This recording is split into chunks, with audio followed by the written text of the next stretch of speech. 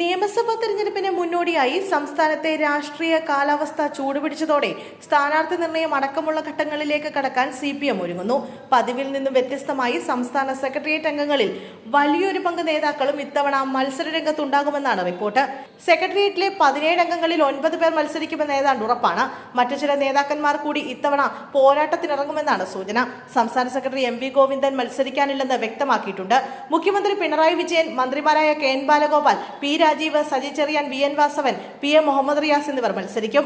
മുൻമന്ത്രിയും MLA-യുമായ KK ശൈലജയും മത്സരിക്കാൻ സാധ്യതയേറെയാണ്. Party കേന്ദ്ര committee അംഗവും മുൻമന്ത്രിയുമായ EP ജയരാജൻ മത്സരിക്കാൻ സാധ്യതയില്ല.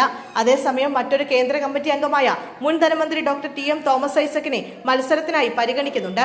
2001 മുതൽ 2011 വരെ ഇപ്പോൾ നിലവിലില്ലാത്ത മാരാരിക്കുളം മണ്ഡലത്തിൽ നിന്ന് 2 തവണ തോമസ് ഐസക് വിജയിച്ചു. പിന്നീട് ആലപ്പുഴയിൽ നിന്ന് 2011 മുതൽ 2021 വരെ 2 തവണ വിജയിച്ചിട്ടുണ്ട്. ഇപ്പോൾ CPM ആലപ്പുഴ ജില്ലാ സെക്രട്ടേറിയറ്റ് അംഗം PP ചിത്തരഞ്ജനാണ് ആലപ്പുഴയുടെ MLA.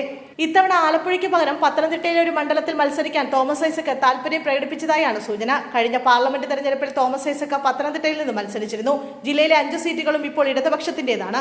ശേഷിക്കുന്ന CPM സെക്രട്ടേറിയറ്റ് അംഗങ്ങളിൽ M സ്വരാജിന്റെ പേര് നിലമ്പൂർ മണ്ഡലത്തിൽ ഉയർന്നു കേൾക്കുന്നുണ്ട്. മുൻ MP PK ബിജു, മുൻ MLA MV ജയരാജൻ എന്നിവരെ കൂടാതെ ഇടതുമുന്നണി കൺവീനറും പേരാമ്പ്ര MLA-യുമായ TP രാമകൃഷ്ണൻ എന്നിവർ മത്സരിക്കണോ എന്നതിലും ഉടൻ അന്തിമ തീരുമാനം ഉണ്ടായേക്കുമെന്നാണ് പാർട്ടി നേതൃത്വം സൂചിപ്പിക്കുന്നത്.